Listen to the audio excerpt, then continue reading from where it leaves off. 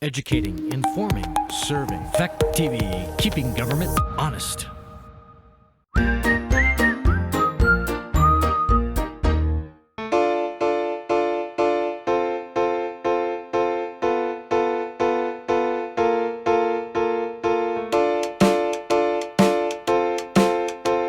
like to call to order the meeting of Brookline Select Board for Wednesday, October 7, 2020. The time is 6:30 p.m. First up is review changes to the agenda, if any. I guess before I do that, let me just clarify. In the office physically are myself, Gwen Tanza, Bruce Mello, and then also Mark Bills and Guy Tanza. We are all distanced and have masks if we need them. Online is Joseph Dutton, and then we also have Peter Barris, our recording clerk, folks from Fact TV, and then members of the public, Chris Webb and Scotty Tabachnik. So anyway, getting back to review changes to the agenda, I didn't have any changes to the agenda. Gwen, did you have any changes to the agenda you wanted to make? Bruce, any changes to the agenda you wanted to make? No, I don't. Okay. Joseph, any changes to the agenda you wanted to make? No. Okay. Then we're good. Moving on again, scheduled members of the public. Chris Webb is here as scheduled. Unscheduled members of the public, Scotty Tabachnik is also here. And we'll move on to number 5, approving the minutes from the September 16th meeting. I will say that the only changes that I had were on pages 2 and 3, or I guess on page 2 at the very bottom under email, Gary Livornia is, has an A at the end of his name, not an E. Do you see where that is, Peter?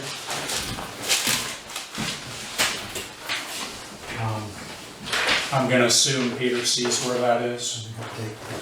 And then under... Sorry, yes, I do. No, that's okay. And then on the at the very end under adjournment, though I kind of like the idea of going by Mr. Joe's, you're missing N for me. Those were the only changes that I had. Gwen, did you have any further changes to the minutes? No. Bruce, any further changes to the minutes? Yeah, I think. If you look under page 2, under old business, under building update, the second line doesn't make sense to me. It's a state mandated water system inspected billed at $525 regarding coliform nitrates and related fees at $720. The whole bill was $720. I don't know where the $525 came from. Okay, so then would you want to just change that to a state mandated water system regarding coliform and nitrates, well, billed at $720 or something well, it was like that? coliform nitrates. It was an inspection that they did based on what happened in Hoosick Falls. Okay, that's fine. But so the inspection and yeah, there you go. coliform and nitrates and related fees $720. So basically, just remove the reference to $525. That works. Does that make sense, Peter? Yeah, Okay. it was inaudible. It was in Did you get my summary though? So, yeah, just basically remove the $525 in that first line of building update. Got it. Joseph, any changes to the minutes for you? No. Okay. Then I'd make a motion that we approve the minutes from September 16th as amended. Is there a second? Second. Seconded by Bruce. Any further discussion? Hearing none, all those in favor of approving the minutes from September 16th as amended signify by saying aye. Aye. Aye. Any opposed? Any abstentions? I'm gonna abstain. Yeah. Okay, so one abstention. And those are approved. We have somebody else joining us. I'm just going to let them into the virtual meeting. Pause for a moment. Hey, Shelby. We just approved the minutes. Did you have anything earth-shattering that you wanted to change about the minutes? Nothing so earth-shattering we can't move on, I don't think. Okay,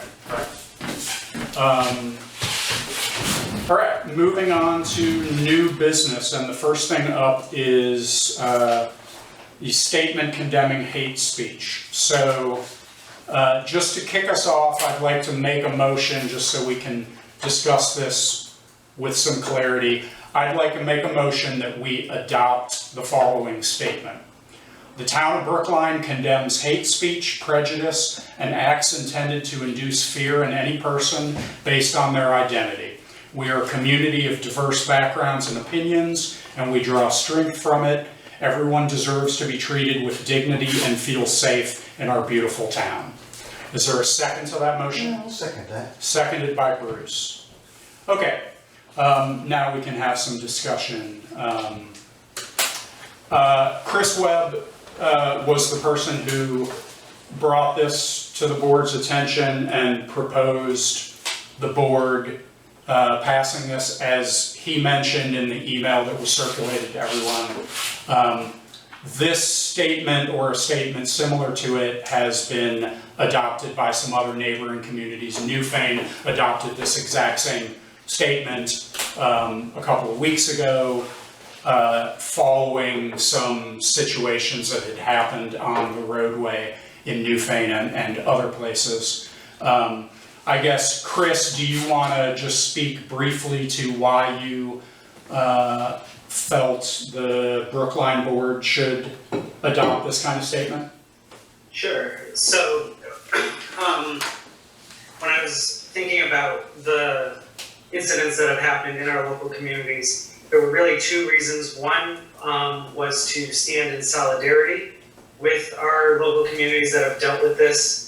And two, listening to some of the testimony in the Newfane meetings, people of color in particular are not necessarily feeling safe when these racist and swastikas show up on the roads. And so I was thinking, just, we are pretty much a tight-knit community of neighbors, whether we're a town together or we're a group of towns together. And so just standing in solidarity and saying that, yeah, we agree in Brookline that that is something that is condemnable by the Brookline board.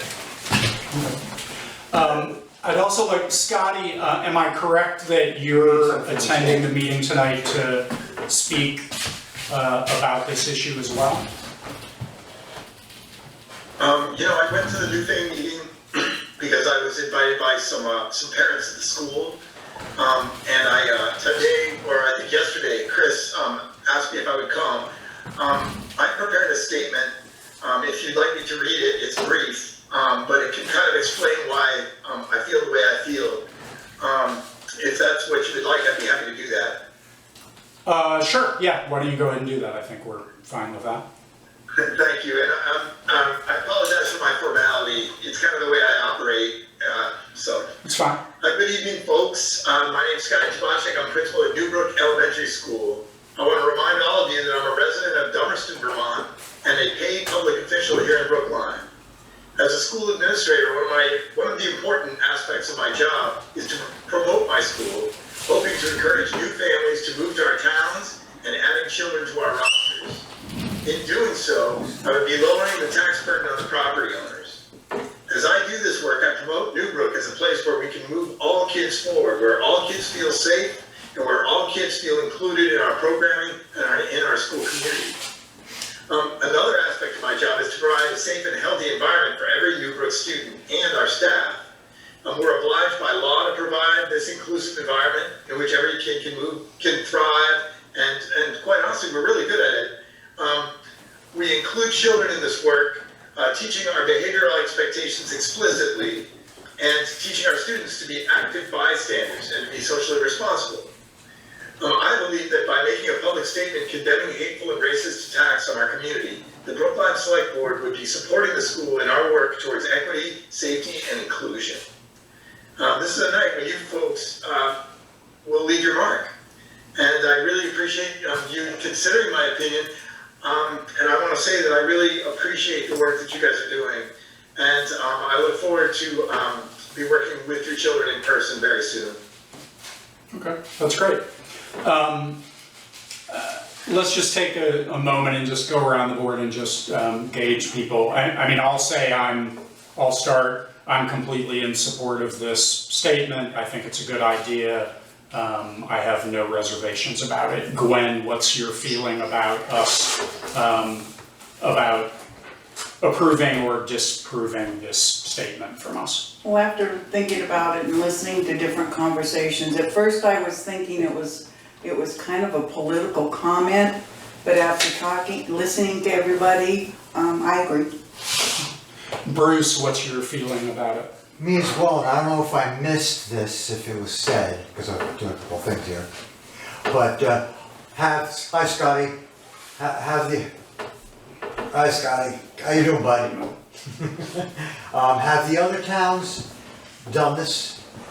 Like what we're doing, Townsend, Dummerston, Newfane, and I don't know, further. I know for a fact that Newfane has. I can't speak to the other towns personally. Okay. That's my only, I'm in support of it, I'm just curious as to that. Dover and Jamaica. Dover and Jamaica. Okay. Dover and Jamaica as well. Not Newfane? No, Newfane has. A couple weeks ago, and one thing just to answer, I think Gwen's statement, if I can, just the Newfane board checked with VLCT and their legal representation, and they said the board is perfectly within its rights because they're not taking rights away from anyone else to speak, but you're perfectly within your rights to condemn a certain type of speech. What about Townsend? Townsend hasn't signed off on it yet? I don't think we should. Yeah, so in this case, I was just calling on us in Brookline to do this, even though it hasn't happened directly in this town, so I don't know what other towns are doing where the wording didn't appear directly. Okay. I don't want to get derailed by too much of that. Just I want to give everybody, all the other board members, an opportunity to weigh in before we continue. Okay. Joseph, what's your feeling about approving this statement? I definitely think the sentiment is right on, and it's pretty appalling, some of the stuff that happened in our community. I haven't read any specific news articles about anything that happened. Am I not mistaken to say that nothing happened directly within the confines of our town, correct? I am not aware of anything having happened within the confines of our town. That's I haven't correct. heard anything. And neither is the town clerk. I mean, even with that being said, I would agree completely that many of us, regardless if you have kids in Newburgh or not, many of us are very much community members of Newfane as well as Brookline. So I'm definitely in support of the idea. And I had a long talk with several people who were involved in writing some of these statements for the other towns that were directly affected.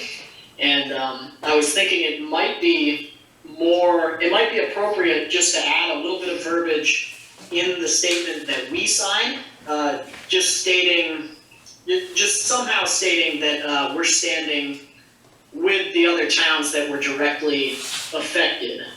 It just might make things a little more clear, since nothing actually happened in our town. Okay, let me just ask Shelby. We can circle back to that. Shelby, what's your feeling about the statement? No, I think it's kind of great as is. I think I kind of get where you're coming from, Joseph, but I also think that it's worded broadly enough to say that we can't condemn, that it's not specific to race or these specific incidents.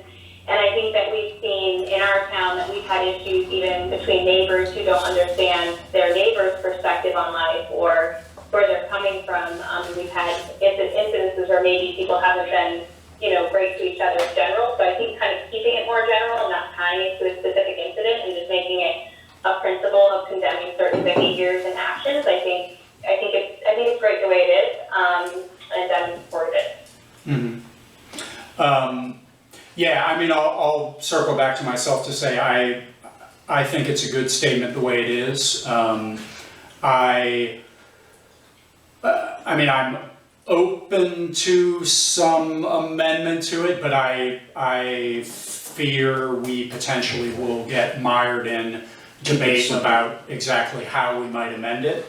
So, I mean, I guess I'd say, Joseph, if there's a specific amendment you want to make to the statement, you can certainly propose that and we could debate that. But I'm not sure that I'll be in favor of making a change to it personally.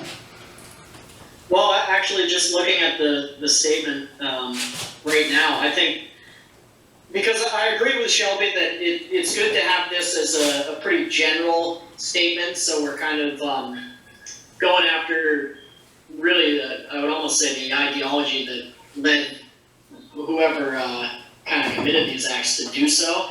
We're going after that ideology less than the specific act, but I think that maybe if we added even something as simple at the end that says everyone deserves to be treated with dignity and feel safe in our beautiful town, and then after that just put and our community at large.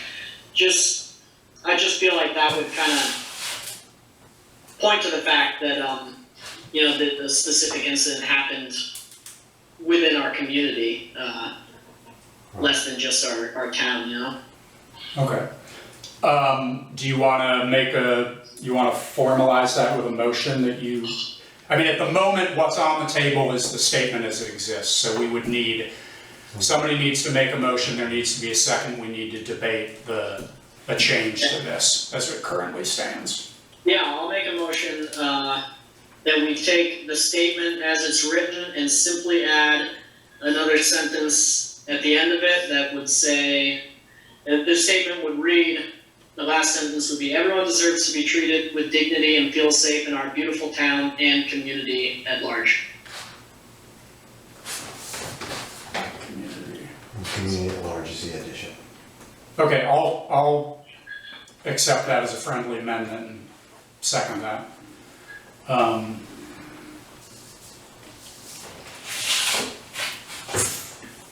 Gwen, do you have any? Sorry. Just to expand on that a little bit, it wasn't, I mean, I'm sure everyone knows, but it wasn't just Newfane, it was Brattleboro, Jamaica, Londonderry, and it was some pretty targeted and disgusting actions, so I think this just kind of expands it a little more to the whole community, not just our town. Gwen, do you, we'll just go around real quick. Gwen, or I have do you no have problem with that. Okay. Bruce, do you have any problem with that? No, I don't. Shelby, do you have any problem with that amendment? No, I think that's I mean, fine. we're gonna vote it anyway.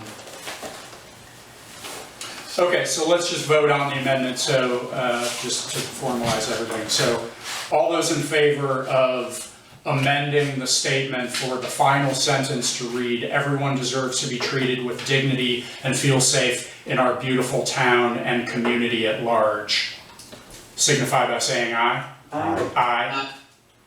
Aye. Any opposed? Any abstentions? Okay, so now that's the new amended statement. Before we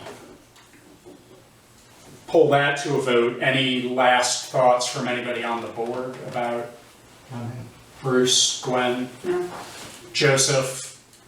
That help you? I think that's a good idea. Any other thoughts about the statement before we vote it?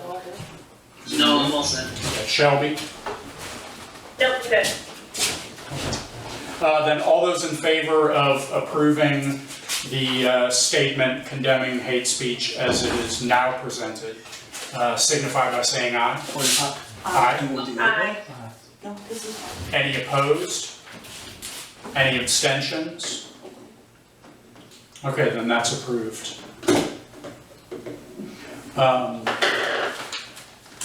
Chris, well, we'll go one by one. Chris and Scotty, while we still have you here, any last thoughts on this? Thank you to both of you, I guess I'll say, for bringing this forward and joining us and all of your efforts and thought on this. But any last thoughts from you guys? We'll go to Chris first. Yeah, well, thank you very much, everyone. I think it's a great statement. For the community, Joseph, I think that's a great addition to it. So I really think it really ties us into the local community, which sometimes Brookline we sort of hang out in the valley here unnoticed. So it's nice that we're standing up for our own town, but also for the towns all around us. Yeah, that's a great point. Scotty, how about you? Any last thoughts before we move on? I just can't tell you how lucky I feel to work in these towns. Newfane and Brookline, you guys are just, you're efficient and you're smart and you're thoughtful and you think about kids and you think about the way it feels to be someone else. And I just really appreciate that a lot, and it's a pleasure. And actually, and the way you run your meeting too, David, you're just very, very pro. I just really appreciate it a lot. Shelby, I haven't seen you in a long time. Bruce, I haven't seen you in a long time. Hi, bud. Do me a favor, folks. Stop by the school. Okay. I have the ugliest green car in the valley, so if you see it out there and it's their lot, stop by the school. Let me show you around. If Okay. you haven't been in the school in a while, I'd like you to see it. And if you ever have any questions or if you need me to come address anything, I'd be happy to come. I really appreciate your support. Thanks. Yeah, we appreciate everything you do, Scotty. Thanks for coming tonight and for everything. Enjoy the tacos. I see in the chat you're going to have tacos with your family, so I am gonna have some tacos. enjoy your tacos. Bye, you guys. Thanks. See you. Thanks, guys. Bye. Thanks, Bye, Chris. Chris. Bye. Thank you, Chris. Thank you. Okay. Moving right along to 6B, which is we called road safety enhancements. So I can't remember at the moment whether we really talked about this during the meeting last time or if Mark and I guess we did sort of preface it a bit. Mark's been looking into, in addition to just getting some details about road line painting for the newly paved sections of Hill Road and potentially elsewhere, Okay. depending on what we want. He's also been looking into details about the sort of speed limit painting on the road surfaces that Newfane has recently done, and probably some other communities. And then also, we were talking about potentially looking into some details about portable solar radar guns, or not guns, but radar sign, flashing radar speed limit signs, like Newfane and some other towns have deployed in various places and seem to be having a lot of success with those. Sheriff's Department's put that up, right? Well, the Sheriff's Department has some mobile Yeah. ones that they put out various places, but then the town of Newfane at least You can has purchase. bought a few that they have put at various places, and they're, Mark will maybe talk about this a little more, but they can be moved from one location to another at certain points, and they attach to a sign, and they flash and show people what their speed limit is, what their speed is. And so, anyway, Mark, to put you somewhat on the spot, have you been able to get some more details about those options? I for us do to talk through? have some information, but it still, should probably take some votes from the select board to decide if they want to pursue them. Okay, I was,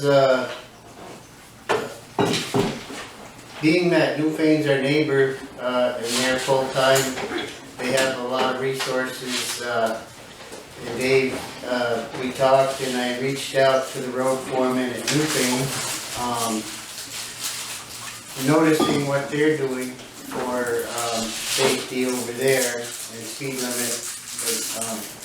So basically,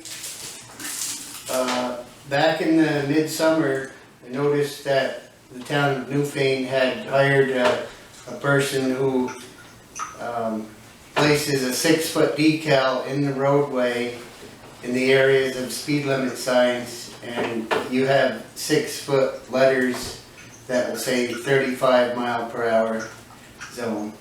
And so this guy came to Newfane, they rode around and picked out where they wanted to place their speed limit signs painted on the road. And they also do a stop bar at the stop signs, a big white block across from the center of the road to the ditch. Now Newfane spent around $2,000, and I'm not sure what they got for that, how many areas they covered for that. But they were very pleased with the amount of work that they got for $2,000. So I got the name of the company from Jay, and I called, and I was unable to ride around with this guy, but knowing that it's what he does, he rode around our town and found the stop areas, the speed limits, and he told us that he could probably do our town for $1,800 to $2,000.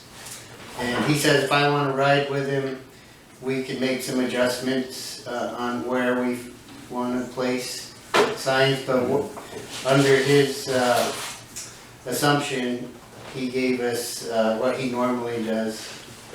So $1,800 to $2,000. He said he stocks the 25 mile per hour sign and the 35 mile per hour decals. If we were to do any 40 mile an hour decals, we would have to purchase the decal, but it's something we could hang on to and use down the road if we wanted to pursue the 40 mile per hour number.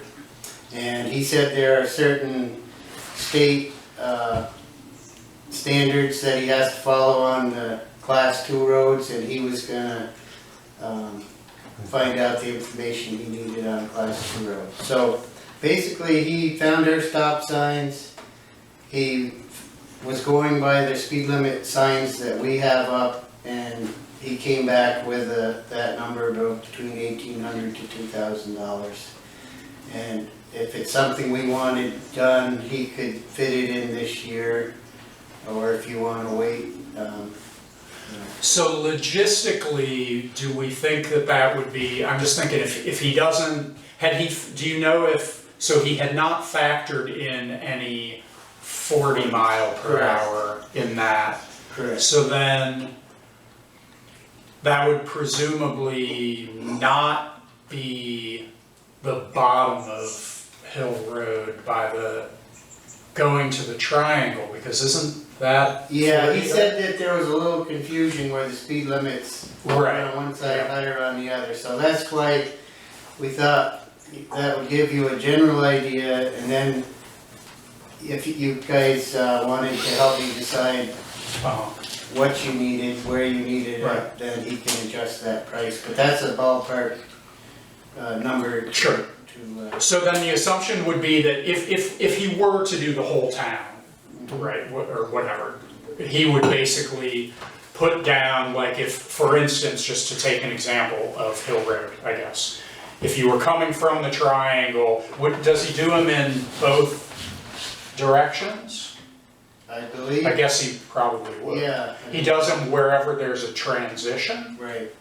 Okay, so then he would do one as you're going, presumably from where it goes from, does it go from 40 to 30? I can't remember how that, Cemetery? yeah, there's, It's 35. Or does it go from 30, 40 to 35 or whatever? Yeah. He would put it in the road as you're getting to that transition. Yeah. And then he would do it wherever there are other transitions. And then he would also do bars at all the stop signs. Uh-huh. Okay, Now, I'm just would trying to there get a be one- visual of would what there that be would one be. anywhere on, like, when you come off the bridge onto Grassy Brook Road, there'd be one there? Yeah, the first sign you see when you come into Brookline, other than town of Brookline, the first speed limit sign says 35 unless otherwise posted. And then when you get almost to halfway to the intersection, it's 40 miles. Yeah. Yeah. And I was told that you have to have a speed limit sign after every intersection. Right. So that people. Right. Uh-huh, because you come off the other side of it. Makes sense. I guess my initial thinking is I like the idea of trying this. I'm personally hesitant to immediately be sure, well, I guess, do we know from him like how little, like, The minimum? yeah, like what is his minimum? Like, I mean, I would imagine Yeah. it's not I I didn't gonna be ask- substantially cheaper to get the guy to come to do one Right. emblem in one place or whatever, like what his time minimum is or Right. something, probably. Yeah, he's a local guy, lives in Townsend, and, this is a part-time job for him, he does it on, when he's not working at his other job, so I think he's very accommodating, very, you know. But before you make any decisions, I also talked to the road foreman Newfane about the electronic digital solar powered speed limit. That's what I like, yeah. Those are so noticeable, I mean, it makes me slow down. Yeah, very You noticeable. know, That's amazing. you know, I think they do well. Over there in South Newfane, where Jay has placed this digital speed limit sign, he thinks it does a wonder, you know, it makes traffic slow right down. It also comes with a GPS that sends information right to the town garage, town office, where they can tell what the speed is as people are passing by. Oh, okay. You know, that's Pretty just- cool. it's pretty high tech. Uh-huh. It's solar powered, it's pricey. You know, that, Mm. my brain. It comes with 2 cell batteries. I guess you can run it without the solar panel for so many hours of use and then needs to be recharged, or you can buy the solar charge panel. I called and talked to the guy, and his name is Mark Gregory, and he's an engineer on traffic sign design. He has a website, which I encourage anybody that wants to look it up. There's a lot of stuff to look at. Now, the only thing that I wrote down was Jay actually emailed me a copy of their sales receipt from their purchase through this company. It's trafficlogics.com. And the one sign was $2,699. Then you buy the bracket, and so the total bill for their one sign was $3,147. That's just so. Is there any grant money available for that? Well, I was looking in my emails, and I did see something, Wyndham Regional had a thing Yeah. about grants for signage, so I didn't get a chance to check into that, but that may be a good, Okay, so yeah, maybe that's something we should look into to see if we could, yeah, I mean, I would encourage anybody to look up this M. Gregory at trafficlogics.com. okay. I'm sure there's multiple various other options as well, you know, like just the sign with a battery that can be charged and put out. Mhm.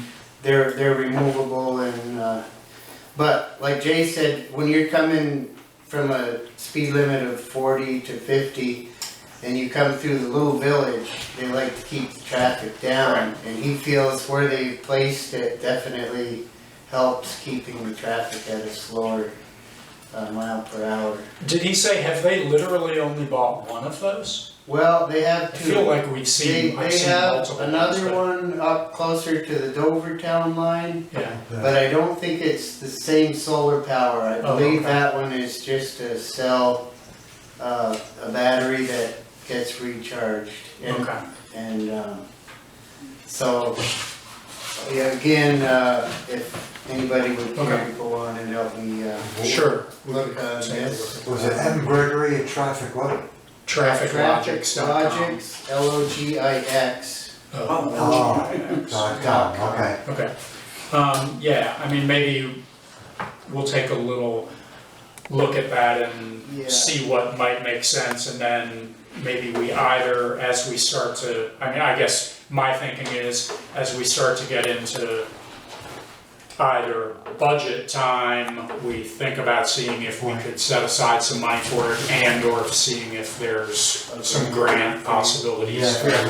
Wyndham Yeah, Regional or somewhere else. But Very I, solid price. I That might be able personally to help think us. they look like they do work. Yeah. And the painted numbers in the road, I think a lot of times you're watching the road and you may miss the sign that's here, but that pops up real clear in your vision, you know, just being painted on the road. Right. Where, again, if you see a flashing number and it's pointing at you saying you're speeding, Right. I think that has a lot of pull to slow traffic as well.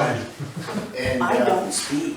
you know, I think we have 2 to 3 major areas that are constant, Well, no, I can't, I take people speeding, that these Right. people are When I well drove, Right. so. Let's just go around real quick just to think about, I guess in particular, the painting of the speed limits and stop bars on the road. I mean, I'll say I'm open to the idea that $1,800 to $2,000 to do relatively all of those in the town might be money well spent. Depending on the particulars, I think I would, before we move forward, I think I would want to know from the guy, and maybe that involves you taking a ride with him, Right. exactly where would they be and what would they say everywhere, to see if we think it all completely makes sense. But Gwen, what's your feeling my about? sentiments, I think we need to find out how many he can do, you know, exactly the cost. You know, does he give, you know, a lower rate if we only have 2 or 3 places that we really think they're needed? Yes, I'm sure that I'm sure his number is placed on the volume that's needed, so I feel if we pinpoint where we want, there may be places we don't feel we need to put them, so. Right, I mean, in a way, I mean, part of the thing is, I guess, and maybe you, In front of the school was one highlight. maybe you asked him about this already, but I guess before I forget, I'm sorry, and then I'll keep going around. Would he place them even in places where the speed goes from a slower speed to a higher speed? Like, somewhere where the speed limit goes from 35 to 40, like let's say in the case of the school area, it goes from 40 To 30. down to 30 and then back up to 40. Would he put the 40 on the other side of it? I mean, I would almost be more interested in Just seeing the 30. only doing the places where people are supposed to slow down. And not emphasizing the places where people So maybe if are you- able to speed up. But maybe that's already his thinking, I don't know. So maybe if you put just 30, people aren't gonna realize that I can go faster and then keep it down. Well, I mean, there'll still be signage, so, but it's, you're kind of somewhat advertising. I just as a member of the public, Sure. the sign painting, 6-foot signs of, you know, the speed limits, it seems to me it may take away a little bit of the country characteristic that we have in town, whereas I like the solar collector signs because they're not as in your face kind of thing. I don't know, I think seeing, you know, big 6-foot 35s and 40 miles an hour might just be a little bit much for our little town. It's just a consideration because, you know, even when you saw when the guy was putting all those marks in the road, it was a distraction, it was you know, something that took away from what Brookline represents to me. So I just thought I'd just throw that out as another opinion. I like the stop bars. The stop bars are a definite yes, because people do slide through those. Yeah. So let's get, sorry, I sidetracked us. So Bruce, what's your thinking about that? We're just focusing, I think we should focus on the line painting I'm in idea, favor speed of it. limit painting idea. I'm in favor, and I like both of your suggestions that you placed into it. Absolutely, I'm in favor of it. If we can figure out, do we have any room in the in the road part of the budget to rip some of that out? I would assume that it would come under contractors or. Yeah, I think we could, I mean, I'm Striping? I'm cautiously optimistic that we could find Okay. money to do this. I'm in favor. If we find what makes sense for I us. feel that, you know, it's up to the town where they're placed. If we wanna just put those in the areas that are the trouble areas. In front of the school on each side, 30. And then the straightaway, from the school bus station toward north. Put them in those areas we know people speed and, Yeah. maybe So let's- money's worth, but. So let's just keep going back to, so Joseph, sorry, just to continue, what's your thinking about this speed limit painting, that whole thing? Yeah, I would personally say that I'm not quite sure that it's worth the money because I think for one, our speeding problem in Brookline is not people who are unwittingly speeding. I think it's people who are willfully speeding and doing so excessively. And so I don't see how spending $2,000 to paint stuff on the road is going to deter them one single bit. But you don't think that there's casual speeding that happens of just people going to work that being reminded of the speed limit might, I don't know, I'm asking, you don't think that would have an impact on those people? I'm sure that it happens as it happens everywhere, but I don't think that it's, I don't think that that's a really large problem in our town. I don't see the casual, just kind of zoning out, listening to the radio, going to work speeding. It happens to the amount that it's a problem in our town. I think the problem is the reckless driving. Point. And I just don't see the lines really making an impact on our speeding problem in the town. And then on top of that, two other points is these lines, this road painting goes on the transitional, places, and I don't see those as the main trouble spots in regards, especially to the reckless driving into the town necessarily. A lot of the, a lot of the places, well, for instance, what I see the most is past my house, which is 40. It's kind of around a blind turn and everything. It's 40 the whole way, and people go 80 around it. I mean, even during this meeting, someone just drove past going like 60, 70 miles an hour. And I know up by, then once you get further up on Grassy Brook, the straightaways where it's 40, that seems to be one of the big problems in my mind. Not really the transitional, like you're coming to a stop or people blowing through stop signs. I think it's more people just going excessive in the areas where they feel that they can do so.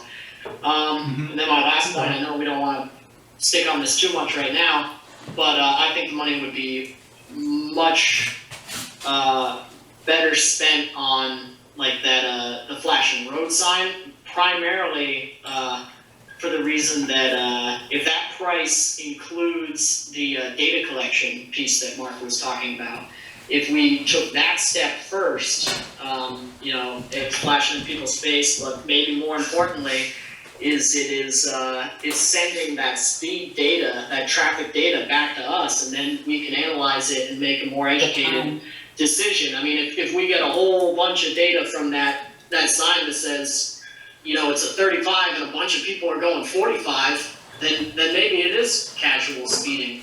But I think that we might get a lot of data that says it's 35, people are going 37, then they slow down to 35. But then there's people who are going 65, 75. And whatever the data shows, I think that might be a more prudent step, a prudent way to spend our money to begin with, because then we can make a more educated decision after the fact. Okay, That data collection really changed my mind on what I was thinking. Because I thought I was going to have the same opinion on the flashing sign I don't think it's going to solve the problem necessarily, but the data collection I think will be very, very valuable to us. No, that's a very good point. Shelby, what's your thinking about this? I think they're interesting ideas, but I'm kind of with Joseph on not sure how much they would help, because I do think a lot of the bigger issue are the people that are doing it even though they already know. But then again, I definitely speed on my way to work sometimes if I'm zoned out or tired. So you might catch, if there were measures in place, you might catch me some mornings and I go, oh, wow, okay, yeah, I need to slow down. I didn't realize I was going too fast. But like he said, I don't think it's my driving or people like who have the occasional, commute speeding that is what is concerning to people. So I don't know, kind of on the fence. Okay. I guess what I would suggest perhaps for the moment, I mean, I think we should all give this some thought now that we've got some more details. And then I guess what I'd ask Mark is it feasible for you to go back to the guy and get a little more detail on his exact pricing? Because I will say that I get Joseph's point, and I think it's a good one, that the money may well be better spent finding out more data first rather than deciding to do speeds in places that we don't actually have a problem. I think that makes a lot of sense. But things like the stop bars, I think are a different scenario, and depending on what the guy's price might be for that, I still might think that was money well spent, depending on exactly what his minimum is and all that stuff. And then maybe in the meantime, I'll take it on myself to shoot an email to the regional commission just to see off the top of their head whether they know or have any information about grants possibly related to speed signs. The other thing is that and I don't know that it would necessarily be the case with a flashing detector, but the regional commission does engage with towns to do some studies on traffic patterns and speed patterns. And in fact, they did that when we established the speed limits on Ellen Ware and the top of Putney Mountain, that they put, I don't know that they actually had flashing radar detectors at that point, but they did gathered speed collection data for us. So it may be that we could tap into them at least to do that again in some places as we look into how to fund our own radar signs. Does that make sense to everybody for the moment? And we'll discuss it again next time. Gwen, sorry you're coughing. Yes. I know. I'm going to cover myself as you go by the coughing to protect you from me. Bruce, does that make sense to you? Yes, it does.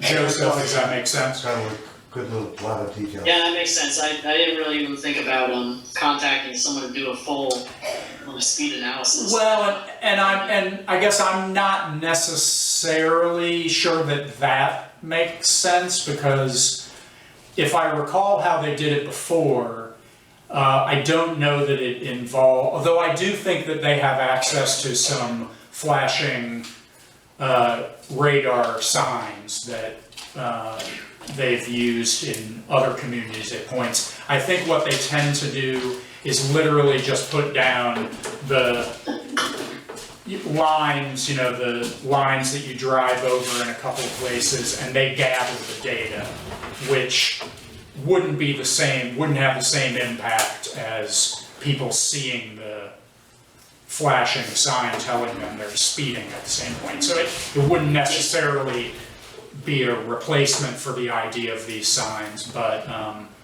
they might be able to help in some way. That's what I thought you were talking about, and I agree it's not going to be a deterrent really of any sort, but I really do think that having a little more information we can go forward, because unfortunately, and not to go too far down the rabbit hole, I don't think that we can really solve, my feeling is I don't think we can really solve our speeding problem in this town without some sort of law enforcement. And we've had that talk. I'm not saying we should spend the money on that. I just feel like, maybe we don't need to be spending the money on other stuff that's not gonna solve the problem. Shelby, does the approach of getting some more details on the scope of pricing on the painting, and then also trying to see what we can find out about Wyndham Regional or other grant options on the signage, does that make sense to you for the moment? Yeah, I think that sounds great. Okay. All right, so we'll put this back on for next time and see if we can have gathered a little more information. Mark, thank you very much for all the work you've already done on looking into this and the thought you've given it. And it is definitely something that I think we all agree. Yeah, I don't in know. one way, shape, or form, we should do something. We just have to figure out exactly what. I feel there does need to be some sort of signage, which we do have speed limit signs. And no matter how you do it, it's costly. Maybe the money should go toward, putting it toward the troopers sitting beside the road, but those are what we're weighing out. Right. I mean, the advantage, the good thing that signage and stuff like that does is at least it is, I tend to agree with Joseph that ultimately I'm not sure how effective any of these things necessarily will be with the reckless driving aspect of things we have, but these are at least things that we can control and we can do, as opposed to being reliant on law enforcement agencies that at the moment aren't willing to spend as much time here as we would like them to, or not capable of. Yeah, if anybody gets a chance to look up this M. Gregory at trafficlogics.com. Yeah, I'll definitely, I did talk with him for a few minutes, and he's an engineer on traffic studies, so maybe he would have some input. I believe he told me that he comes out and gives seminars or come here to talk to the board to give you a better idea of what he's all about and what he may know how the numbers on, the percentage of people that slow up when they see digital readout speed limit. He may know data on painted in the road signs, so. No, that's a good point. Yeah, But I'll he's check got out his website. a lot of stuff there to read about if you want to look. Cool, awesome. Okay, moving on to 6C, remote and in-person meeting structure. So Shelby, thank you for for writing up what you've written up, and I'll apologize for myself from the standpoint that I literally only read it a couple hours ago. So I apologize for not having given you feedback further in advance of that. I guess I'll let you kick it off before we maybe talk through the particulars, but was there any sort of general approach that you wanted to make us aware of before we start talking specifics? I mean, not really. I didn't really do anything crazy. I just basically took the standard guidance and then just tried to frame that for policies that would make sure that we were taking the appropriate precautions for any in-person activity at the office, and then how we were going to go about, with some of the remote meeting policies. So I don't know. I mean, I don't actually have it in front of me, but I'm going to pull it up right now. But yeah, I don't know. I'm looking for feedback. I'm not attached to anything necessarily. I just basically took what was out there for guidance and tried to put it into a format that was applicable to our, in-person interactions at the office and our remote meeting or hybrid meetings we have going at the moment. Oh, okay. I guess before we get into details, let's just go around and make sure everybody's sort of generally understanding and on board with what we're trying to do. Joseph, you may not have actually been on the call when we first started discussing this. I think that it was expressed that since we're for the foreseeable future, having these kind of hybrid situations where some people might be in the office, other people are remote. There will be points potentially at times when all of us may be remote. And just how we deal with making sure everybody's in communication as much as we can, and then also just reiterating the requirements of people who are coming into the office as far as health and safety concerns are.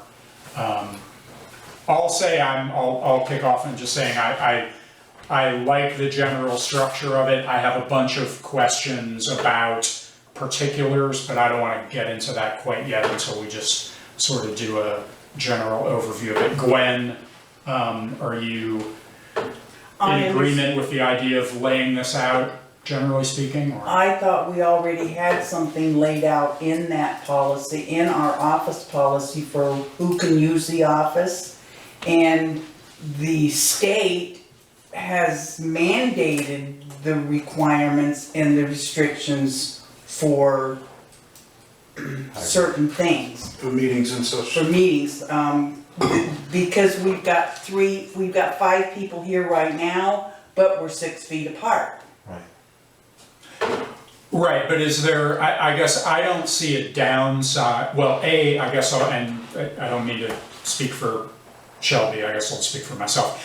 You know, given that some people are gonna be in the office, some people are not, I think it makes sense to have something that sort of lays out the structure in that scenario. Also, I don't see a downside to us having something written up that reiterates some of the general concerns and general procedural things about people who are coming into the office. Okay, right. I mean, maybe we don't know about like capacity and some stuff that is brought up in this. And I'll be honest, I don't know that I've looked recently at the exact policy that we have on use of the office and whether literally all of these things are covered. As far as you're acknowledging that you don't have signs and symptoms and things like that for the sign-in sheet. I guess we can debate that when we get into specifics. Let's just keep going around though. Bruce, does this make sense to you, doing something like this? Does this tighten things up for you better? 'Cause remember when I came in to sign the pay orders last week? Right. I want to hear what you have to say with Okay, respect to this. the state has mandated that Gwen and I, as a town clerk and assistant town clerk, pass a test so that we understand what the parameters are for having meetings and having people in the town office. We are following those strict guidelines, and we have a policy where only 2 people are allowed in the office at one time, and they must sanitize their hands and so forth. Until we get a different message from the governor, those are the guidelines that we're following. That's for title searchers, lawyers, anyone who wants to come in the office. There is restricted use in the office about how many people can be in. And again, those are guidelines that are set by the state and the CDC. As far as the use of the office, there's a policy that's been in effect for 100 years that, we have. So I don't know if there's any redundancy there, but I think I'd like to go by what the state is mandating, what the towns do. And also, for the meetings that we have here, following those guidelines, and I think we do. There is only so many people that can come in at a given time, and we're being as careful as we can, but also trying to understand the needs of lawyers and people trying to refinance their homes and so on and so forth. So I think we follow the rules very carefully, and that's where we are in the town office. But so, I guess to raise the question on that, so what is the policy that says only 2 people can come in at a time? That's the policy by the state, and that's, what we've done now since March 23rd. Okay, but so the 5 of us that are here right now? No, they did exempt select board meetings. They're allowed to have select board meetings. Some can be via Zoom, or they can have them in person if they practice social distancing and wear face masks. Okay. All right. Joseph, let's just keep going around. Joseph, what's your thinking about whether we codify these details or have policies about this? What's your thinking about whether is it necessary or not, I guess? Yeah, I think that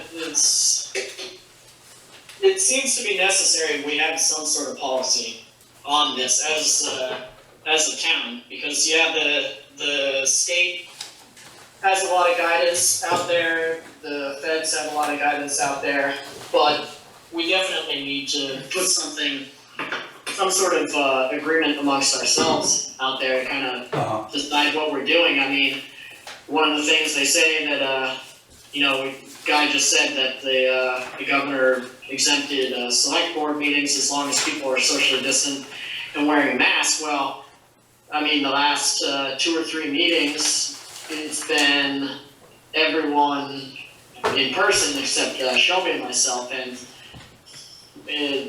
I guess my understanding would be that the building is kind of at capacity now, and so what are we going to do moving forward? Is it for the rest of our terms? Is it going to be as it is now? Only 3 members can be there, and 2 have to be remote, and all members of the board be there? Is there enough space? Yes, there is. Yeah, I mean, I think we talked about this a little bit when this first came up. I mean, Guy, correct me if I'm wrong, but I mean, we could have all 5 Absolutely. members of the board, Absolutely. as well as yourself and Mark, Yep. in this office physically and be Socially socially distanced if we reconfigured the room. That's certainly an option. Well, how many people did we have I think when we did the vote? When we did, we had like 11 or 12 people in here, didn't we? I think what we're trying to avoid, and Shelby mentions this in the policy, and I think in the draft policy, and I think that this is a good point, is that as much as possible, people should be attending remotely. Right. Number 1, yeah. That should be the objective, is to both not discourage that, and while at the same time making it feasible to do both if we have to do both. Is it possible that what we really need out of this whole thing is the policy that wraps around the remote aspect of the meeting, less so than the guidelines that people have to follow for being in the building physically, because that's already captured in the policy that we have for the town office? Shelby, what do you think about that? So is that policy for the town office written, or is that just based on the guidance that was handed down by the state? I believe it's the guidance from the state, but you know what, I'm gonna revisit that because there's been some loosening of some of the things that have been going on. So if you could give me the opportunity to speak with the Secretary of State and VLCT to get a up-to-the-minute, the latest, greatest rules and regulations, I think that would be helpful in making your decisions. Okay. Yeah, because I don't think, I'm not by any means saying that anyone hasn't been using common sense when they're there, but I think that this is not the time, especially going into flu season, for us to be saying that we operate totally on common sense and not having a clear outline for how we're tracking people who are coming into the office in case something happens, so we can reach out, and making sure that it's clear to people that we are, I mean, it's as much a statement saying that we are following these guidelines, as it is, not saying we're not doing it or it's not an intuitive thing, but, when I originally brought this up, and Dave said, well, I'm here so that if anyone from the public shows up, I'm here. And then Guy goes 2 seconds later, no one from the public can come in person to the office right now. But now it's like, well, 2 people can come during the day. So it's just sort of like, I'm not saying that people aren't using good judgment. I'm just saying I don't think that there's a lot of clarity or something we can fall back on as a rule. If situations arise in the future and somebody's like, I want to come to the meeting in person because I'm the public and you guys are there, I think we need to have it in this guideline saying, well, okay, if you want to come in person, if you're the public, the priority is to have the select board there, so you need to contact and see if there's capacity for you to safely join.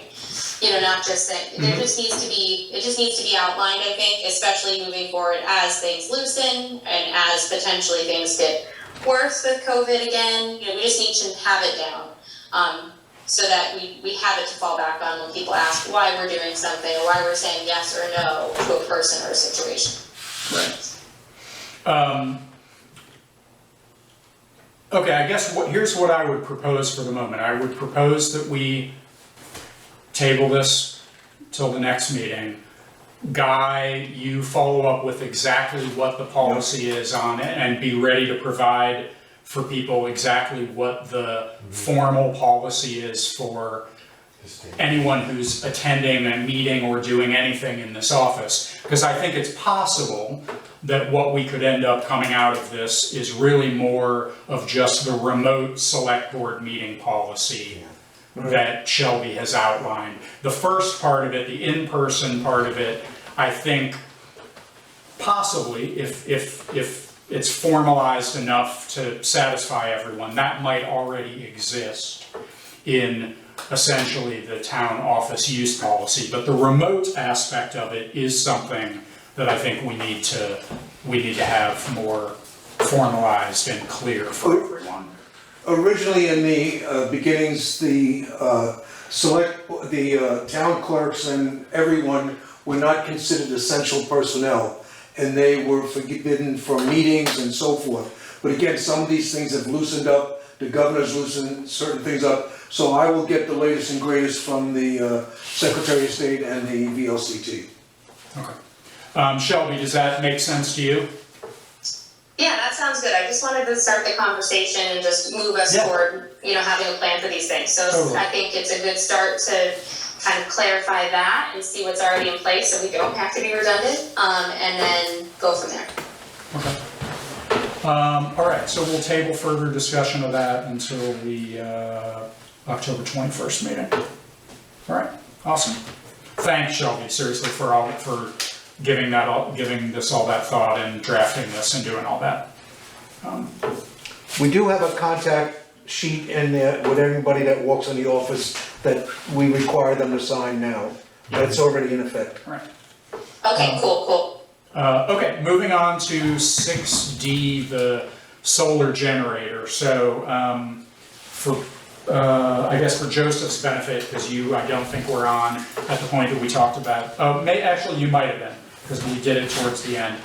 Gary Livornia had suggested the possibility for the town office of looking into a Tesla battery generator through Green Mountain Power.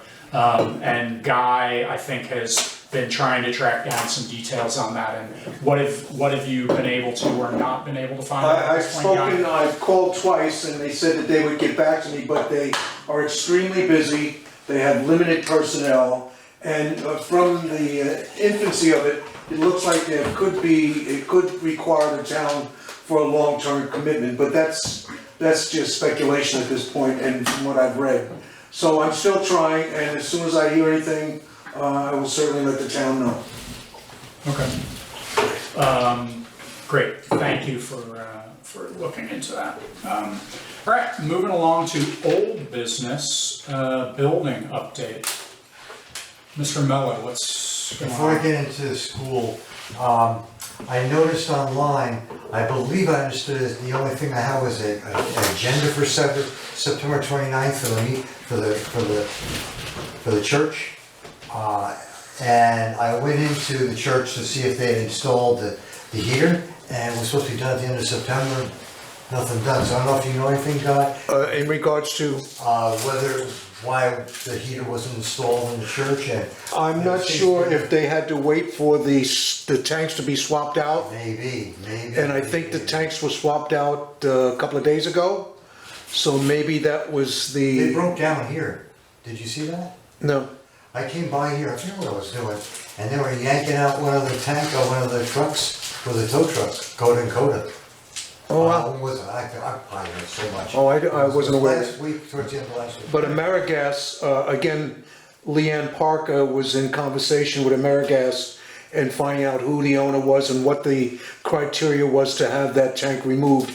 And she made arrangements for them to have it taken out. And I believe it was sometime this week, early part of this week, that it was taken out. So that may have slowed down the installation of the heater. Do you know if the church's meeting has scheduled a meeting past last month? They had one the 29th of September. Right, and I see nothing in it. Yeah, well, Nothing. I asked Dan to send me the minutes, and he had sent me the minutes from the prior meeting, and I sent him an email requesting the minutes last week for this particular meeting, and I haven't heard from him. Yeah, I didn't see it either, okay. All right, I'll move on. Okay, the bulb issue at Susie's, I'm still in the process of getting straightened out. I got really confused because I was gonna give them LEDs, that didn't work out, and so on and so forth. Bottom line is, like 3 trips to Home Depot to get this thing straightened out, but not a problem, I got it covered. I also explained to her, let me go a little step further. Then Olivia came up with, she wants us to replace the vinyl flooring in the three classrooms. And I went, what?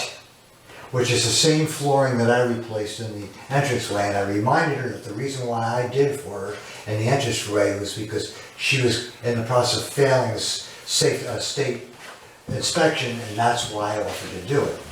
She got into it with me a little bit. I said, well, this is not a safety issue. This is not anything like that. Well, she went into a cleaning issue, it being clean, and we went back and forth a bit about it. And then I went into a differentiation of responsibilities as to what the town was responsible to do and what she was responsible to, as a tenant. And we got into about that a little bit too. And it got a little heated, and it broke off. I was on the phone, and then she sent me an email later apologizing. She's under pressure. So it's all okay. But what I wanted to clear up with the board is the way I left it with her, and then I was gonna ask you all, that I felt that it wasn't our responsibility. And there's about 60 or some odd tiles, anyway, that I saw in the basement there today, that she can use to replace. I noticed in the 3 rooms that there's only 1 tile that really needs to be replaced. And I don't see it's our responsibility, because she's not happy with the cleanliness of the tiles, to do it. She wash them, Murphy's Law soap, let's go, do what you gotta do and wax them. I don't think it's the responsibility of the town to replace the tile. Yeah, we're not in a position to be replacing things in that building unless they're safety issues or non-structural. Right, structure issues. Also, Dave, you and I got into it with her a little bit about the sand and wood chip thing. And so I've had my radar up every time she mentions something like this. But I also explained to her, this is the last time for the bulbs. Well, she got into it about that. I said, look, we'll cover it this time, but next time it's your baby. Because I don't feel agree that this is a maintenance item. This is something they're using. This isn't like we have to replace a toilet that's cracked, or something that's malfunctioned, or a septic system that's an issue, or anything like that. Yeah, I mean, did we used to pay to replace bulbs when? We bought some bulbs way back, and Randy Bills installed them, but that was what we did then. So she was trying to get into the grandfather routine. Well, yeah, I mean, and that's, we'll work with her. We work with her on it. I mean, if it's not a major expense, and it costs, I don't mean to cut you off, but if it costs an hour to help her, you know, we're not gonna be stupid about it, but if we're talking hundreds of thousands of dollars, like replacing a vinyl floor or something, that's, to me, is a differential. I mean, I guess I'll just weigh in myself that, I mean, we're not, we don't, consumable things that they use in the course of doing their business, and that, I use the analogy, and maybe it's not a fair one, but we don't buy paper towels for their operation, or toilet paper Paper. for their operation, do we? No. I guess I'm not sure why we would buy them light bulbs necessarily, but Yeah, because if you rent a an office rents a building, the landlord doesn't replace it every time a light goes Right. out. right. I was talking about that. Right. Not even- But to your point, I mean, if they need help with things, Sure. or there are things we can do, you know, we're not, whatever, I mean, but yeah, we shouldn't be, She gets, Paying they for they get a things nice that- deal with the lease, so I'm not gonna we're push not that issue. obligated. It's not as if they're paying premium dollar for that lease either as well. So anyway, I'll move on because I got a bit here and I'll try and rip through it. I originally met with Heather Collins from the State Water back about 6 or 7 weeks ago, and then I got a response about 6 or 7 weeks past that, about 3 weeks ago or so, that we had to fill out a report for mitigation for hazardous situation from other houses and stuff around where the well is at the school.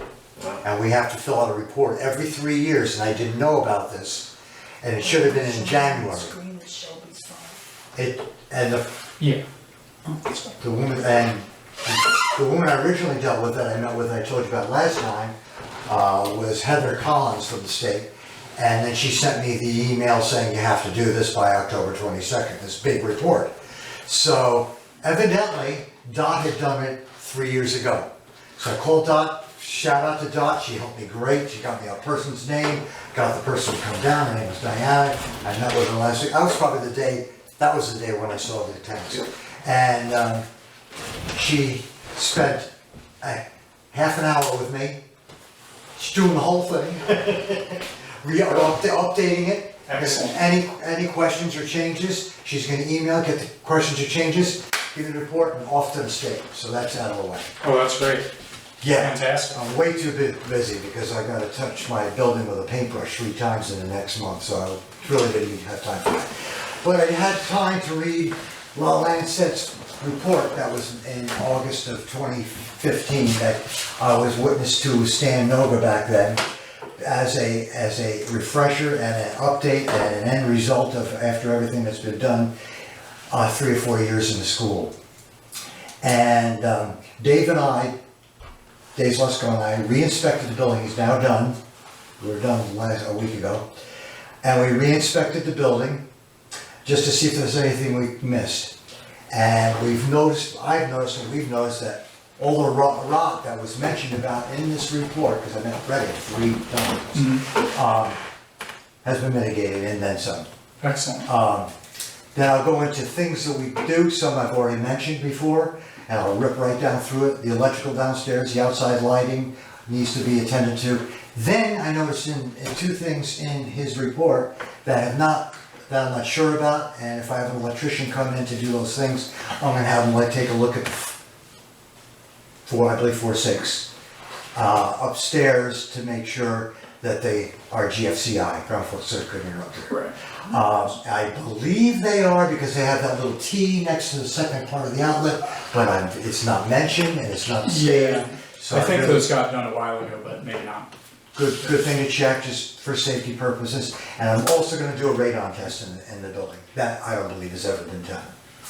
Okay, 2 things that I'm looking to do that I'm gonna need some help with somewhere down the road is, one, someone to treat the decks that we rebuilt last year with CWP or something that will put a preservative on the stairs and the decking that we did last year. The second thing is, and I'm pretty much sure that we're gonna think about this in the spring, and it was an idea that Joseph came up with, which is a good idea, rather than trying to pave the parking lot, but seal it. So I've spent a little time looking at it. I looked at it before I came here tonight, and I noticed the section in front of the play area is in great shape. Very little that needs to be done to that. Just a little bit, or just reseal it. So I also this afternoon spent some time online to look. I've never sealed a parking lot before or a driveway, so I quickly looked through it, and it appears that the best way to do that would be in the spring, when it's decent out, the weather's warmer out, and did you have one to cutting in your face? Norm? Norm Brooks. B-R-O-O-K-S. Norm Brooks. Always sealed his driveway every spring. And that's what I'm looking for us to think about doing to that in the spring. I think it's be relatively nominal, $200, $300, $400. And I think it's in the position that we can keep a hold of that surface of that asphalt for many years to come if we start entertaining a maintenance schedule every couple of 3 years or whatever it needs to do that. Okay, that's that. Then, like I said last time, I'm gonna call Jefferson, have the service the boilers and the filters, change if they need it, and there's some leak issue from one of the pumps, Grundfos pump, that needs to be looked at. Okay, now let me see, what else I got here? Mark, you and I are already working on the bulbs. We're gonna entertain the outside of the chimney and look and see if it needs to be swept. That was in the report. Didn't even consider whether the chimney needed to be swept or not. I was assuming because it was gas that it probably was fine, but I don't know that. And we're in the discussion, Mark and I have to look at to see if there's a clean out and if we can do that nominally and quickly and against a safety issue. We're gonna check the depth of the septic, sewage and septic, and clean the filter, which probably needs it at this point. While we're doing that, we're gonna turn the exhaust ventilators on in the basement, which I've done a couple of times, so we have no more rot coming from the wall above the door because no one ever did it before. So no more rotten walls, we're gonna take care of that. And the things I mentioned, other than the sealing of the pavement, I'd like to get it done by the winter, like by Thanksgiving-ish. So it's not a lot, and we'll be done. And then eventually I have a maintenance schedule posted in the basement. And when I'm done, I'm gonna give Susie an update and ask if she's having any questions about the building, and then we'll be in good shape. Lastly, the money. Right now, as of today, including this month's rent, we have $13,574.36. So like I stated when we approved doing the painting of the building, which is $14,500, here on in, I'll probably present it to you if we give you any kind of a status budget update as $14,500 plus what we have in the account. So as it grows, you'll be able to, rather than doing the subtraction, but just so it's clear that we got the $14,500 after next month, and we'll be building up money in the kitty after that. Okay. One last thing I'm done. Guy, thank you for the reports. This was excellent.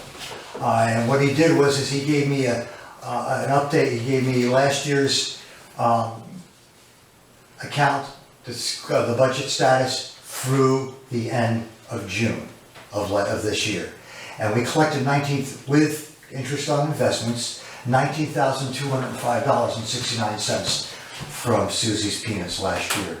Of that, we expended $15,804.83.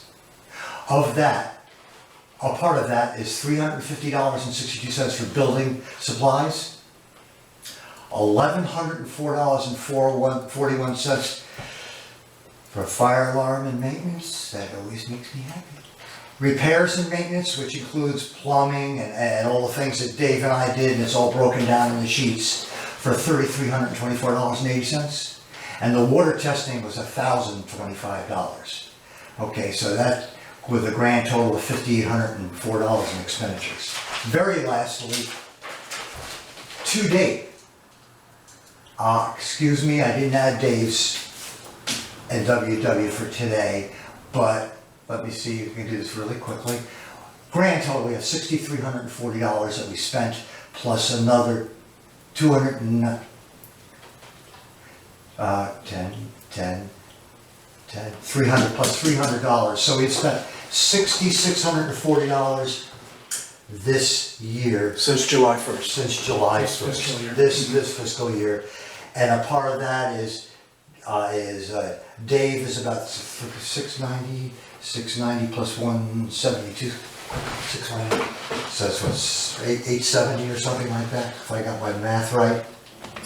And Scott's Plumbing and Heating, Scott is $150, and of course the $5,500 for Norm Home with a grand total of what I said before, $6,340 plus the $6,640 for this year with the $5,500 that we paid Norm. Cool. That's it. Awesome. Thank you for all that. Just one last question. Or if anybody had a question, I'm sorry. The filters in the attic, you know, the air exchanger up there, are you changing those on a regular basis? Okay, We looked at, because that was always an issue up there. yeah, good point. That was an issue is the point, that you brought up that specific filter, because they had a metal structured support kind of filter holder. Yeah. And we changed it, and it was changed over to the regular paper kind. And I did not check it last fall because Joey Jeffers, they went around and changed all the filters. Can I get that into that again when they come? It's pretty short, they want to give You them a might call. just want to ask them if they were. Yep, I'm going to definitely look at it because that could very definitely be a real big problem. Exactly, especially when it gets cold. Yep, but also we're leaving, we have been leaving the, it hasn't been that cold, but leaving the vent open like he Right, which eliminated the problem of freezing. freeze ups. So we don't want that anymore either. Okay. So did anybody have any questions about it? I rattled off a lot of stuff, but I'll just open it up. Joseph or Shelby, any questions from you for Bruce? No. That's good. Okay. All right, moving on to number 8, summary updates. Mr. Tanza, what's going on with you? Basically, we've been extremely busy with the election season. As I've sent an email out for Julie to circulate, everyone in Brookline should have received their absentee ballot, and if they have not, they need to contact the town clerk's office, and we'll get you one as soon as possible. The other thing, I just want to remind you that the My Voter page, which I sent the link out so everyone can get to it really easy, is the absolute answer for all the questions that you may have. So using those two things, I think everyone's set. We will have, as I've said in the email, regular polling hours from 9 a.m. till 7 p.m. on November 3rd, and I'm hoping that everyone will vote. We have 430 registered voters. We sent out 430 absentee ballots. We're down to only, after all address corrections and everything else, only 12 of those 430 were undeliverable. And that's because people either moved or are in a college and didn't send the address, and we made every attempt to reach them, but we were unsuccessful. And we didn't really have to, but we tried every avenue to get the correct address. So I think the town has done very well. And in 2016, when the last general election was, we had we had 367 people vote, and I'm looking at maybe close to 400 this year. So it should be a good turnout because we mailed out the ballots. We already have 85 that have returned their ballots, and you can do it by mail. You can drop it off in the town office in the mail slot, or you can bring it with you during the regular polling hours. So other than that, we've been very busy with title searches, because with the interest rates being what they are, a lot of people are doing refinancing, so that's creating a little activity. And we've been able to accommodate everyone who's asked for information. I'm doing some of this work from home, and we do set up appointments for the people who want to come into the office, but they know that, because that's the state law. And other than that, everything's hunky-dory. Thanks, Guy. All right, moving on to highways and roads. Mark, I'll swivel the laptop again. What's going on with you? Okay, I guess since we've seen you last, we've gone around and put up the missing street signs and stop signs that we ordered and needed to get put back up. Looks great. I also was forwarded an email Guy sent out I guess the town has received a salt bid from American Rock Salt Company, and that came in at $70 per ton delivered to us from Troy, New York. And I can't recall what last year's number was, do you?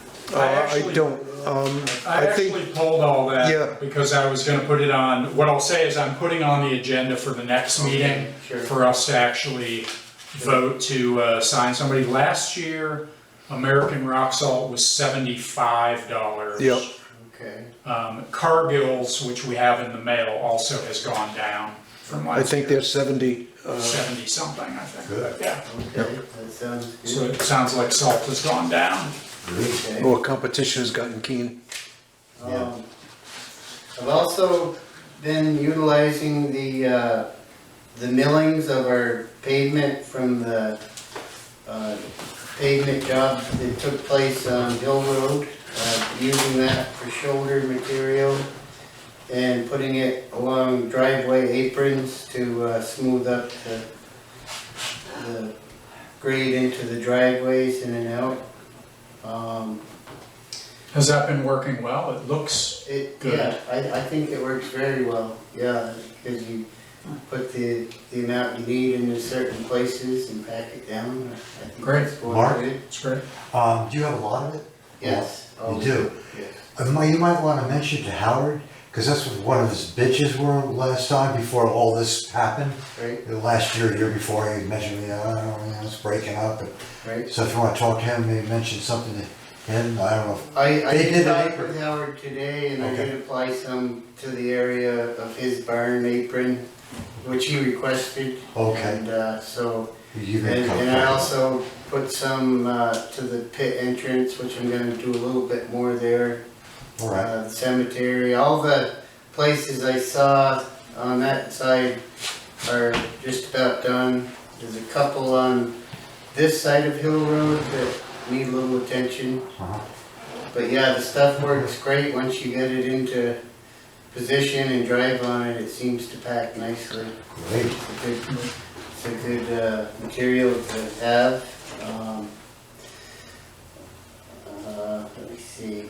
I've also cleaned up the area just north of Johnny Swing's shop. That was very brushy.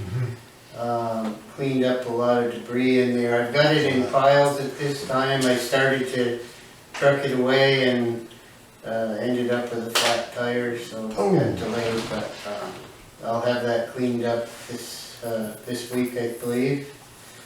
And then I spent a little bit of time there checking on the speed limit stuff with Bill Joyce, and I also called about line striping, and I drove the total distance of Hill Road a couple times, and I came up with 2.5 miles one way. And I believe we would consider Putney Mountain paving as well for yellow and white stripe. Is that correct? Well, I mean, I'm pretty sure the yellow is almost not visible anymore. Yeah, I The think- white, I mean, I'm only speaking at the moment about the section near me. The white is still actually pretty Pretty good shape. vibrant, but the yellow Yeah, it's is gone. completely gone. But we should check the length of that to see if that's the case, but Well, I know maybe that we could get away with just doing the yellow. I think you could, the options there. I know that when we paid there, it was like 0.6 mile. So if you add the two together, I believe it's 3.1 1.1. approximate for mileage.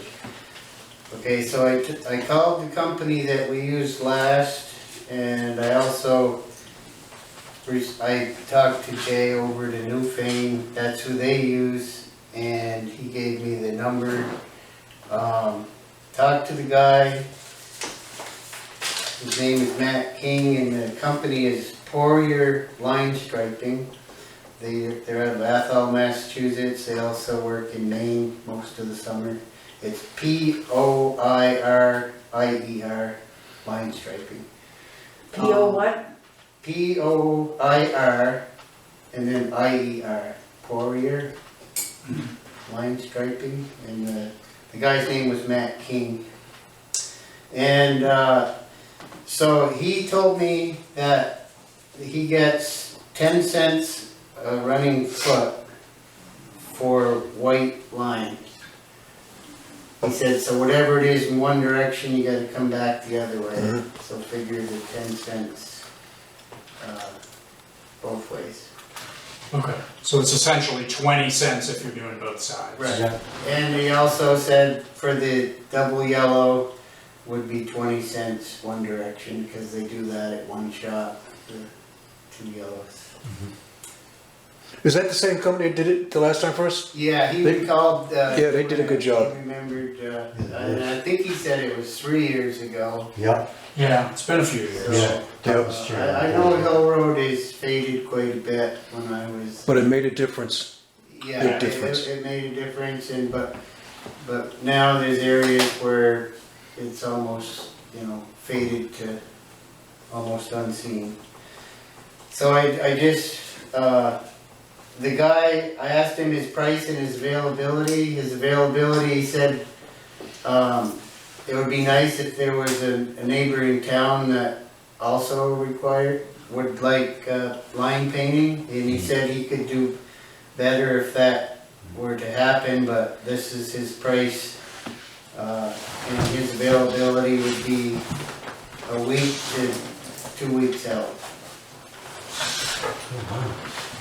What does that translate to in dollars? I wanted somebody else to do the. So, if I'm doing the math correctly, so 3.1 miles is basically, so, and just correct me if I'm wrong, so the 2.5 is all of Hill Road, Yes. right? The Right, whole, straight the through whole thing. Okay. Grassy Brook to Grassy Brook. Yeah, Good. so that plus, if we assume 0.6, which I think you're correct on Putney Mountain, so that's 3.1 miles.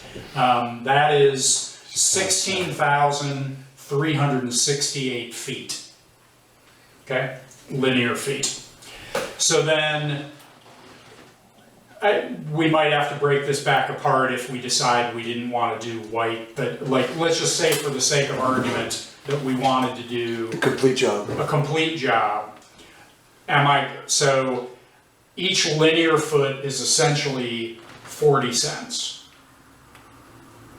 Because it's 10 cents each side for the white and 20 cents for the Oh, yellow. right, yeah.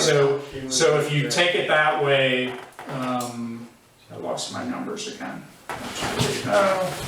So 16,368 feet times 40 cents comes out to $6,547 Okay. if we were to do the entire thing with all. Like I say, I think there's a better than decent chance that we could get away without doing the white striping on Putney Mountain anyway. What is the striping But- budget? Do you remember? Excuse me? What was the striping budget that we had? I don't know. I'd have to look at it. It's $600. Line- Because I thought we had a budget line item for striping. Yeah, I don't Line, I don't yeah. remember whether we actually have it think so. broken out. We have paving and lines Okay. are basically the same. Oh, okay. So it's the same together. Yeah, so it's the same together. I mean, it all gets a little fuzzy, of course, because we've just, we don't, Yeah, we didn't know. we obviously spend over the budget. I mean, we budgeted $30,000 for paving and lines. Exactly where we net out from what we had in that account Yeah, the fund. to now, we probably need to pull some numbers and Yeah. figure Yeah. that out after. And there's still, after, we just paid some of it, but we still have more of it. Yeah, and then this year we put 30,000 toward it again, starting from July 1st.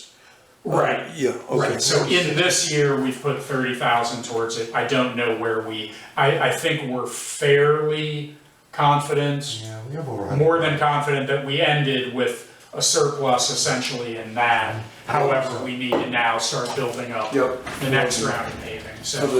My recollection is the last time we did this, and we'd have to go back and try Thought it was to. 1,800. I recall us spending Yeah. maybe $4,000. Yes. It wasn't 4, Was less than 4 35, maybe, yep. yeah. because I remember Dot's one brought it up. Yep, I remember the whole thing. That was. But we have it's a different situation. I mean, obviously, we've just paved all of that Hill Road that needs to be done at the very least, Right. as well as whatever needs to be touched up on it. I guess I'd suggest we circle back to this next time, and maybe if you could take a closer look at and I will as well, of exactly what the striping looks like on Putney Mountain. Okay.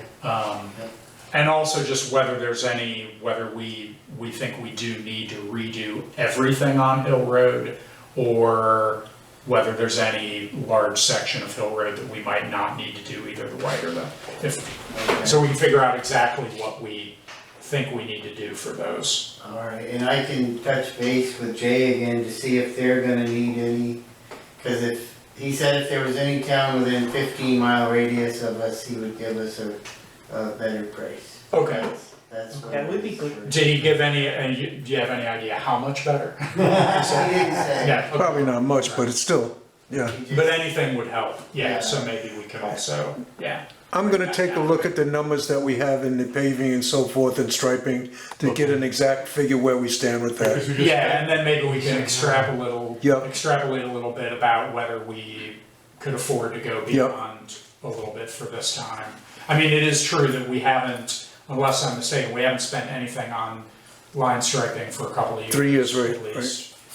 I think it's true. So, as long as we think we're not cutting it so close that we need to Yep. be thinking Well, about when we all see 30 for the actual balance, Yeah. we'll be able to Yeah. Was make it it better. was it after Was Grassy the Brook Road was done? milling Pardon me? Wasn't it after part Grassy of Brook? the, Grassy Brook was done, that we striped? No, Grassy Brook Road is done by the state.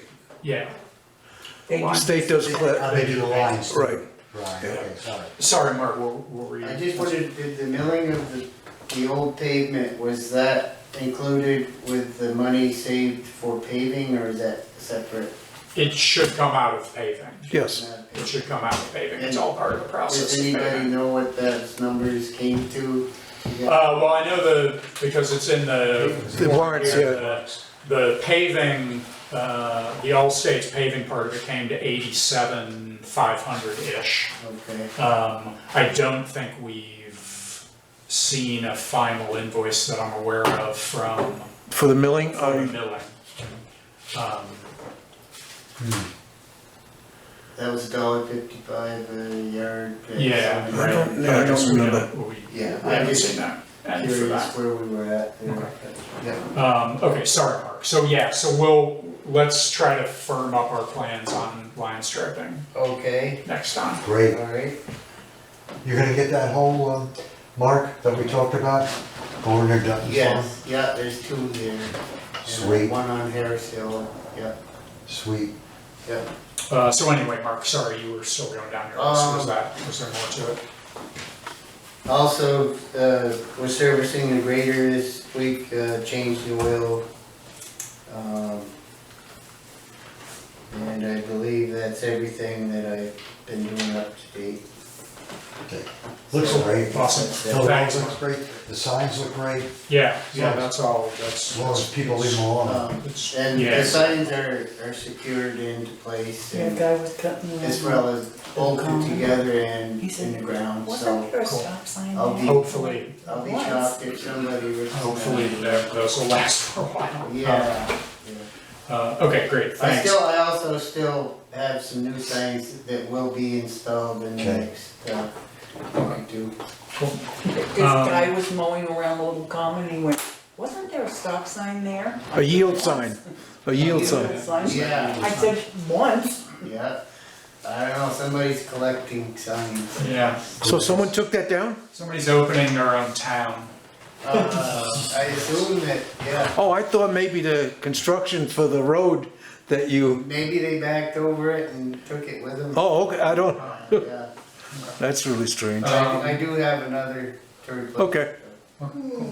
Okay, moving on to communications, emails, a couple that came through. One guy forwarded around to everybody, and then I think Samara also did because she saw it come through. But yeah, the structures, the state class 2 town highway and structures grant programs, it's unclear whether that's gonna, exactly what the situation will be with that.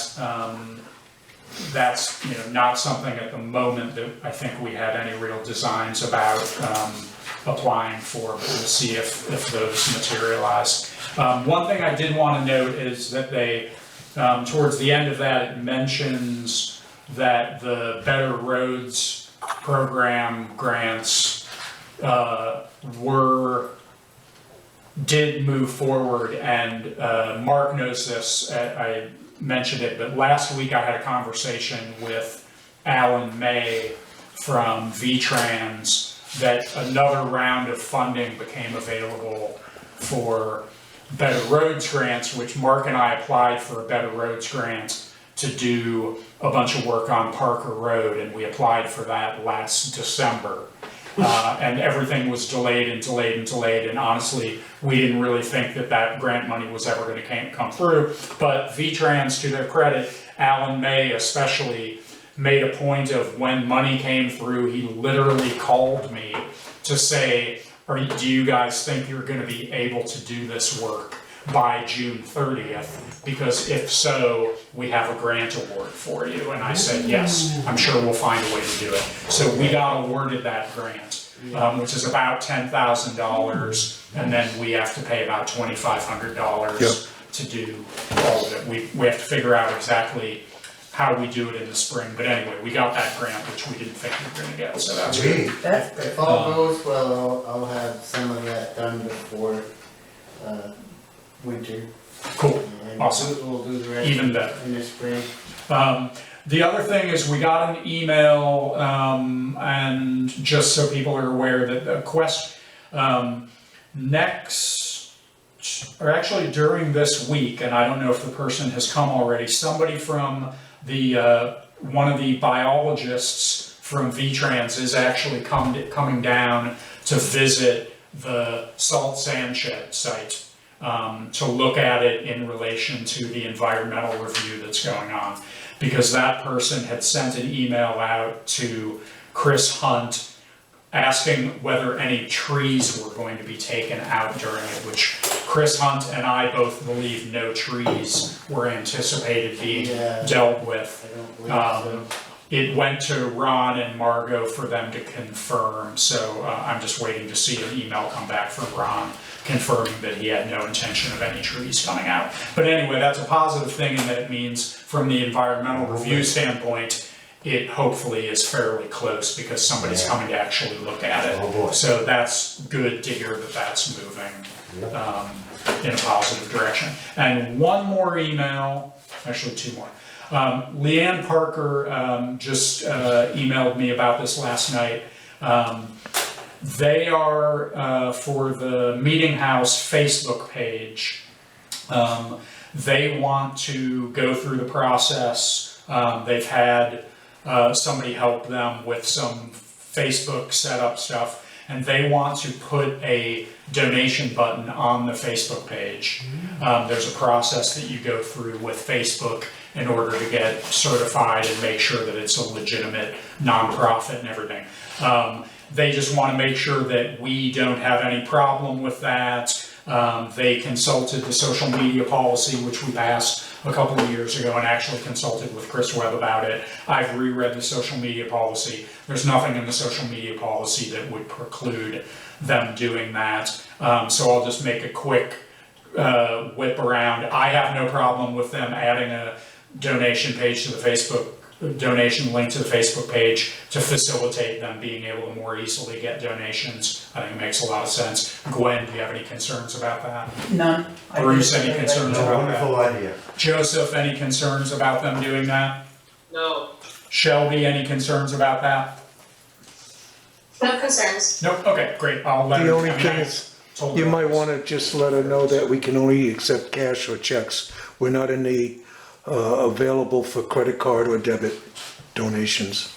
Well, the thing is that this Okay. would actually set up the facility through Facebook's essentially payment structure for them to be able to get money Oh, that would be good. directly to the Meeting House account through credit card donations online. Oh, that's great. So they do the, Oh, all right, Facebook and the company that Facebook works with does all of the structure Oh, of that that's good. essentially. that's really good.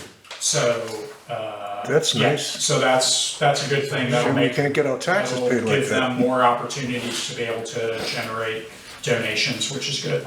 And the last but not least, we got an email just a little bit ago from Gary Livornia, which is basically, and I'll forward this just so people can look at it, although it's basically the annual sort of report from Newbrook as far as statistics of how many calls they responded to, things like that, as they start to get ready for town reports and stuff like that. We don't need to deal with this at the moment, but just the heads up that they've already made it clear that the $9,000 that we give to them, pay them as part of our budget, they want to level fund again this coming fiscal year, so that number won't be going up from them, which is very considerate of them. Yes. So that's it on emails. Physical mail, we have a postcard from Southern Vermont Economy Project about some upcoming workshops and webinars that they're having. And then we also, as I mentioned, we did get a formal quote from Cargill for salt, which this year their price is $70.25. So we'll put that on the agenda for next time to review. We at least have American's price at this point and Cargill's price. Last year we also got a price from Appalachia, which we may or may not get, but we'll put on voting on salt vendor next time so we can get that nailed down.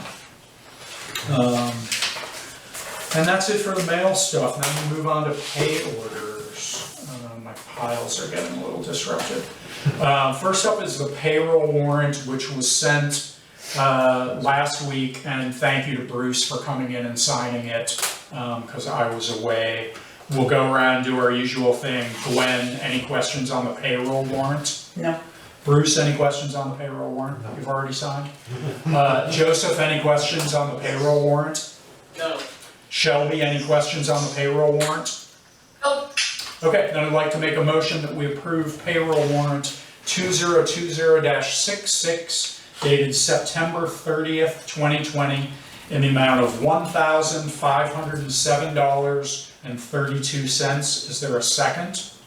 Second. Seconded by Bruce. Any discussion? Hearing none, all those in favor of approving payroll warrant 2020-66 dated September 30, 2020 in the amount of $1,507.32 signify by saying aye. Aye. Bye. Any opposed? Any abstentions? All right, that's the payroll warrant approved. Next up is accounts payable. Gwen, do you have any questions on the accounts payable warrant? No. Bruce, do you have any questions on the accounts payable No, I warrant? read it twice tonight. Joseph, do you have any questions on the accounts payable warrant? No. Shelby, do you have any questions on the accounts payable warrant? Nope. Okay, then I'd like to make a motion that we approve accounts payable warrant 2020-67 dated October 6th, 2020 in the amount of $366,951 $3,258.70. Is there a second? Let everybody jump at once. You got a raise, Bruce. Seconded by Joseph. He's got balls. Any discussion? Obviously, the large chunk of that is the school Education. first tax. quarter school payment. And then there are also several other, there's the paving on there's several other substantial invoices on this. Okay, hearing no further discussion, all those in favor of approving accounts payable warrant 2020-67 dated October 6th, 2020 in the amount of $366,951.70 signify by saying aye. Aye. Aye. Any opposed? Any abstentions? All right, the accounts payable warrant is also approved, which brings us to setting the agenda for the next meeting. So,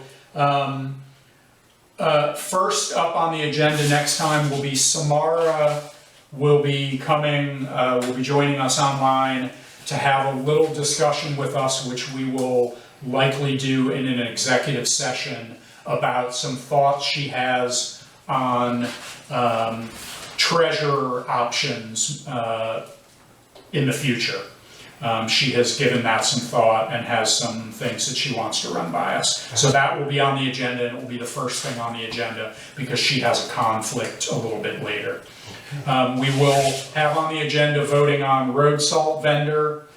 We also have to approve and sign the VTrans grants and aid letter of intent, which needs to be done by the end of October. That will be on there. We'll come back to discussing road safety like we did tonight. We'll also come back to discussing remote and in the remote / in-person meeting structure. Are there any other things? Paint, line paint. Yeah, I guess we'll do a separate thing on line striping, yeah. We'll have a separate agenda item for that. What about the solar generator thing? See, Yeah, if I get an answer, I will certainly. Yeah, we'll put solar generator on there, which we may or may not have more information on. Anything else that anyone can think of? Gwen, anything else you can think of for the agenda? When's that meeting out? November? October 21st. I'm sorry, okay. no, Gwen, I haven't. Bruce, anything else for We're the gonna agenda? start on the other than budget normal pretty things? soon, don't we? Right after the election is a rule. After the election? Yeah, I think we usually have sort of started doing it the second meeting, or first or second meeting in November. Okay, I'm good for the agenda. Joseph, anything else for the agenda for the 21st? No. Shelby, anything else for the agenda for the 21st? What about the traffic? No, not at the moment. Yeah, the road safety, I have that on there, which I guess is what I called it. Okay, then I would make a motion that we adjourn. Is there a second? I'll second it. Seconded by Gwen, although everybody was into that. Nobody wanted to second spending $366,000, but everybody wants to adjourn. Any discussion? Hearing none, all those in favor of adjourning signify by saying aye. Aye. Aye. Any opposed? Aye. Good for you, Shelby. Any opposed? All right, we are adjourned, and the time is, I'm gonna call it 8:28.